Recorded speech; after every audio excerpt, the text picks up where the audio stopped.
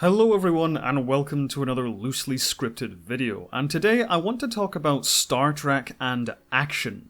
Specifically the criticism some Trekkies often levy at certain entries in the franchise for having quote-unquote too much action.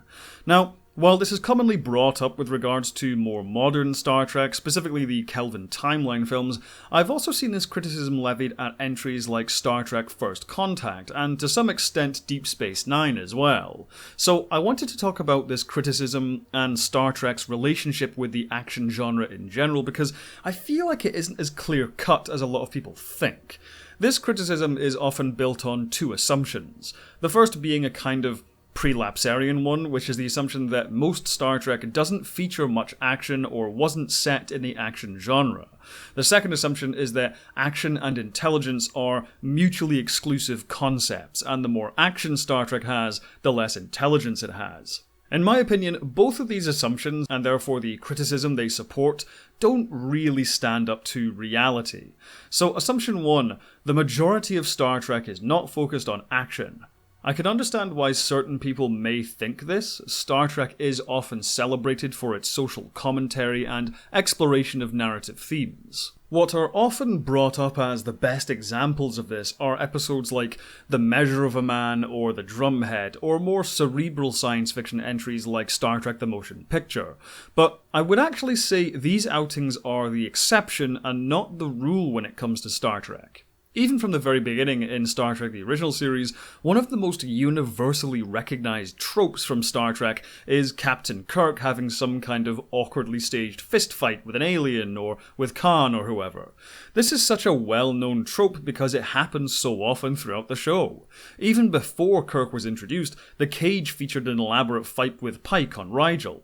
And when Kirk did debut, that episode ended with a phaser fight and punch-up with Gary Mitchell. All 3 seasons of the original series are packed with episodes featuring some kind of shootout or hand-to-hand fight sequence.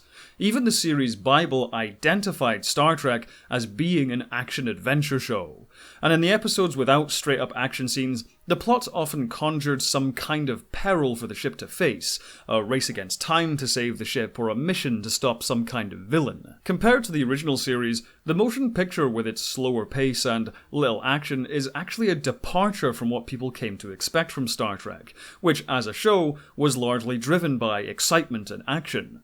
But even the motion picture itself opened with a space battle and concluded with a race against time to save Earth from destruction. Action, whether it be a shootout, punch-up or space battle, has been part of Star Trek's DNA from the very start. However, in response to this, some may say that while Star Trek has always featured some action, more recent Star Trek has increased the amount of action or somehow made action the priority. Now, this is partially true, as the movies went on at least. Each cinematic outing had a higher number of action sequences as they went on, but this didn't start in 2009, it actually started in 1994, with the release of Star Trek Generations. Let's illustrate this by simply counting the number of action sequences. The motion picture has only 1, the opening space battle I just mentioned. The Wrath of Khan has 2. The Search for Spock has possibly 3 if you count stealing the Enterprise as an action sequence. The Voyage Home has 2, The Final Frontier has 3, The Undiscovered Country has 3. Star Trek Generations has 6. There's the opening rescue from the Ribbon, shootout at the observatory, space battle, fist fight with Soren, Enterprise crash landing, and the final fight with Soren and Kirk. First Contact has the same as Generations with 6, battle with the Cube, attack by the Sphere, clash with the Borg, shootout in the holodeck, deflector sequence, and the final fight with the Queen.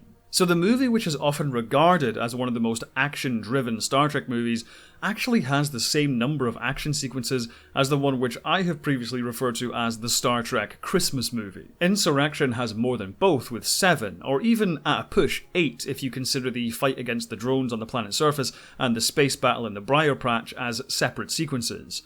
Nemesis, again considered overly action-driven, only has 3 main action sequences, 4 at a push if you consider Riker's fight with the boarding party as a separate sequence to the space battle. Now, before anyone suggests the higher number of action sequences for the TNG movies are a result of studio demands, it's actually quite the opposite. From what I've read during my retrospective series, the execs at Paramount were more often than not responsible for scaling back the action in these movies. Action sequences, of course, cost money, and the executives were always nipping and tucking here and there with these movies. Had most of the cast, writers, directors, and producers had their way, these movies would be even more action-heavy than they already are. But what about the Kelvin timeline? Well, Star Trek 2009 has 7 action sequences, Into Darkness also has 7, and Star Trek Beyond has 6. None of the Kelvin timeline films exceed the amount of action seen in Insurrection. The scale of the action may be bigger, but as mentioned previously, if the older Trek movies were given more money, they'd be even more action-packed. Although I will say, I think what contributes to this feeling that the Kelvin timeline films have more action comes down to a difference in direction. Beforehand, a lot of Star Trek was directed with this classical Hollywood style of precise coverage and moving masters, or when Nicholas Meyer was at the helm, he leaned into a sort of Hitchcock style. J.J. Abrams, however, is much more modern in his directing style, with more handheld camera and lots of fast, dynamic camera shots.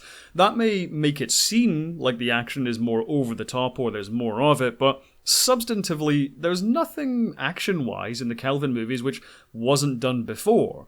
Space battles, phaser fights, and even the bar fight in the first movie is kind of a play on the scene from The Trouble with Tribbles, or perhaps even the fight Picard got into in Tapestry.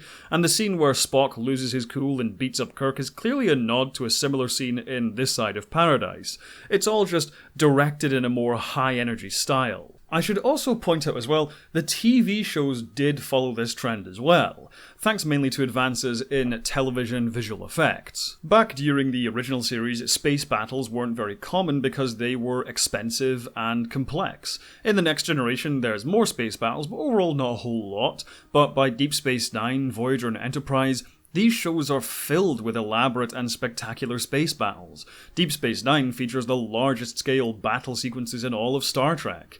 So, I think I've illustrated my point here that Star Trek has A, always had action, as the original series was even made as an action-adventure show, and B, while Star Trek has grown to include more action, this trend began way back in the mid-90s and not with more recent Star Trek. But that brings me to the second assumption, that action and intelligence are somehow mutually exclusive concepts, and this simply just isn't true.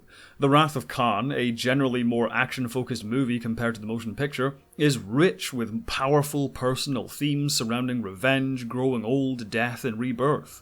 First Contact again discusses revenge by following Picard, haunted by his assimilation by the Borg, and Star Trek Beyond is effectively a restatement of Star Trek's overall message, the strength we find in mutual cooperation and the bright future that can bring. And do I even need to mention the incredible storytelling in Deep Space Nine, propelled in large part by the Dominion War arc? But even outside of Star Trek, cinema and television is full of examples of smart, thematically rich sci-fi action. The Paul Verhoeven trilogy of RoboCop, Total Recall, and Starship Troopers alone should be enough to make my point for me. But then there's The Matrix, Ghost in the Shell, Cowboy Bebop, Inception, and maybe Tenet, although I need to watch that one again. Or, to bring it back to more Star Trek territory, what about Galaxy Quest? I know it's ostensibly a comedy, but it's also an outer space action-adventure, very much in the spirit of Star Trek, and once again, driven by well-explored rich personal themes, and a clever meta-commentary on the relationship between a franchise like Star Trek and its fans. Just because we don't have Patrick Stewart in a courtroom monologuing about the substance of the story doesn't mean equally interesting ideas aren't being explored, even with all these action set pieces. Ultimately, it just comes down to personal taste, like most things do really. I'm not demanding that you like more action-driven Star Trek. I totally get why a lot of Trekkies name the motion picture as their favourite Star Trek movie, and why episodes like The Measure of a Man are as highly regarded as they are. But just because that may be the Star Trek that you prefer, please don't suggest that the Trekkies who prefer First Contact or Way of the Warrior are in any way fans of a less legitimate kind of Star Trek. Because whether it be Star Trek that's leaning more towards 2001: A Space Odyssey or leaning more towards Indiana Jones, it's all Star Trek.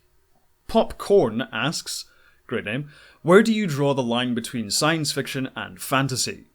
The definition I use comes from a YouTube channel called Tale Foundry, who define science fiction as any story with the presence of a novum, which means any story with elements which may not be plausible in reality but are reconcilable with it. A good example in their video on the topic refers to vampires. Vampires resulting from a pact with the devil or some other kind of supernatural force are clearly fantasy, but vampires caused by a bacterial infection are science fiction because bacteria is real. Even though no bacteria in reality creates vampires, at least as far as I know, they still have that connection to the real world.